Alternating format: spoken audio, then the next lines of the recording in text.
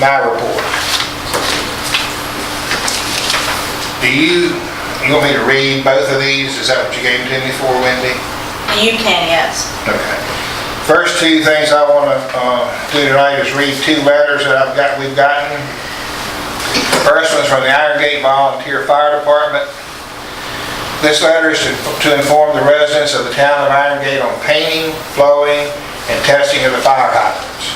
The fire members of the Iron Gate Fire Rescue Department annually do this for many reasons. Reasons being why we do this is for your fire protection in case of an emergency. In the town of Iron Gate, there's approximately 25 fire hydrants. This letter will include why we paint the hydrants, water flow, and testing of the hydrants. Reasons for the different colored hydrants are as follows. Red. Red indicates this fire hydrant flows 0 to 499 gallons per minute. Orange. Orange indicates this fire hydrant flows 500 to 999 gallons per minute. Green indicates this fire hydrant flows 1,000 to 1,499 gallons per minute. These colors are important to the fire service because on how big the emergency or fire will determine on which fire hydrant we need to use. Bigger the fire, the more water it will take to extinguish the fire. Reasons on flowing and testing fire hydrants are as follows. It is extremely important we annually flow and test these hydrants. Without annual testing and flowing, we would not be able to select the proper fire hydrant, which could cause more damage than help. When flowing water from the hydrant, we use a machine that we attach to the hydrants that calculates static pressure, residual pressure, and flow. Static pressure represents how much pressure is coming from the fire hydrant without flowing out the hydrant. Residual pressure represents the rate of discharge out of the hydrant. As we test these hydrants, we also look for wear and tear, damage to the hydrant, and also it's easily accessible. If anyone has or would like any further information or questions about the fire hydrants, please feel free to contact any member of the Iron Gate Fire Rescue Department, Christopher Boyd, Fire Lieutenant.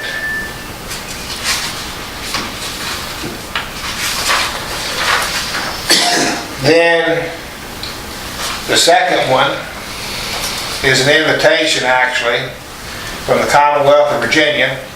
The Virginia Department of Housing and Community Development invites you to attend a community development announcement with Governor Ralph Northam on Wednesday, August 8th at noon at the Covington Farmers Market, 134 West Main Street.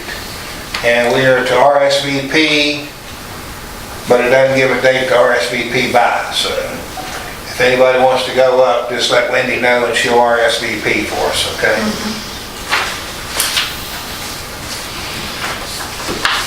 Have the police report from the Sheriff's Department for June. They worked 29 hours. They didn't write but 13 citations. And actually the 29 hours that worked, Chris Fisher worked all of those. So, okay.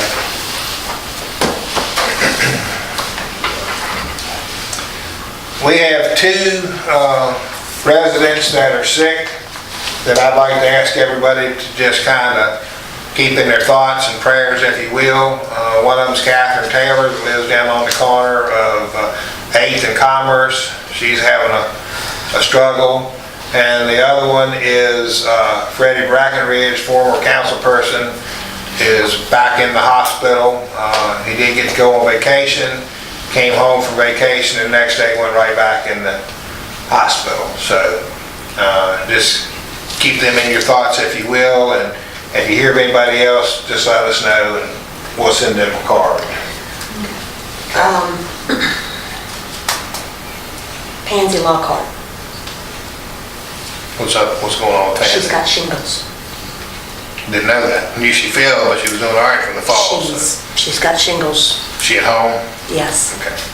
Send her a card too. I don't know if it's my place to say anything, but I think you could add Sarah Black for that, or Sarah Payne.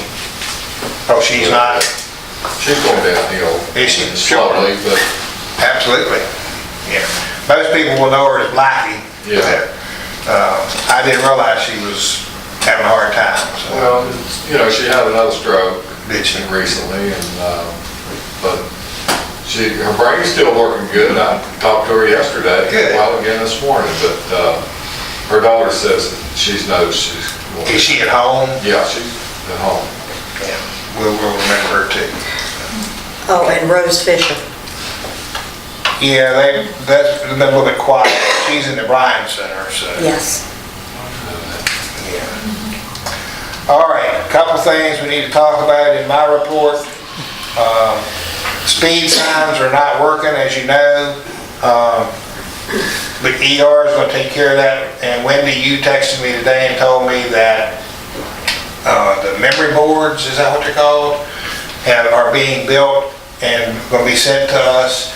And they're replacing those at no cost since they are still so new. And ER, I guess you'll figure out how to install those. One down there at Titus was showing me at 14 mile an hour when I went up the street yesterday. Did it? It wasn't saying hi to you? No.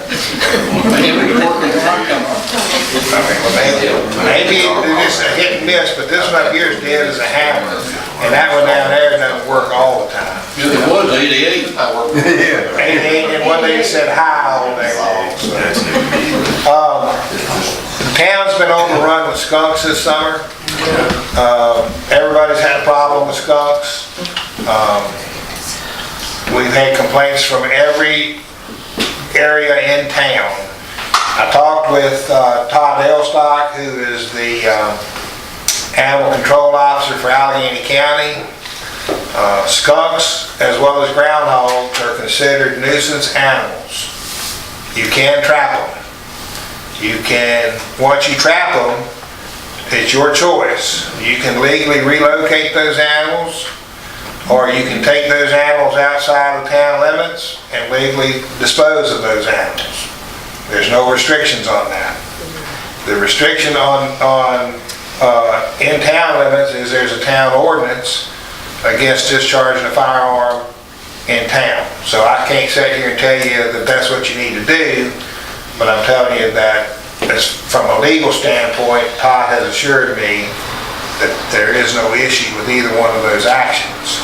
And I can also assure you, There's also an ordinance against cruelty to animals, which I think that'll be covered.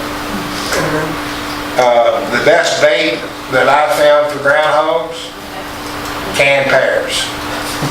Worked really well, and marshmallows for skunks. What's for groundhog? Canned pears. Pears? Pears, And canned pears. pears. How about candy?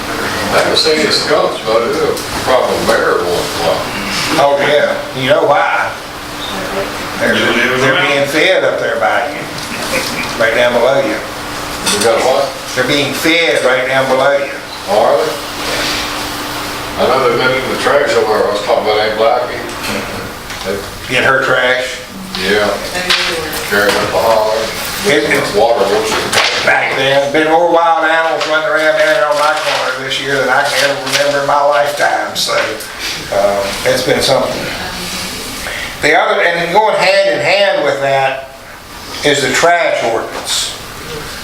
The trash ordinance is very clear. Put your garbage out in covered containers. And it can't be over a 35-gallon container, and it has to be bagged. They're not going to pick up loose garbage. A couple of residents in town have just been putting bags out by the alley. Of course, that's a feeding ground for these animals.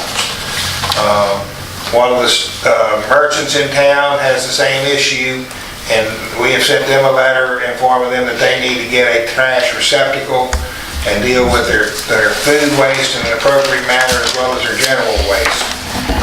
And we're waiting to get a reply from them. And if we don't get a reply, we will follow up with another letter giving them a definite date that they have to comply by. Recently, we've had some zoning questions and zoning issues that have come up, and been trying to deal with those as they come.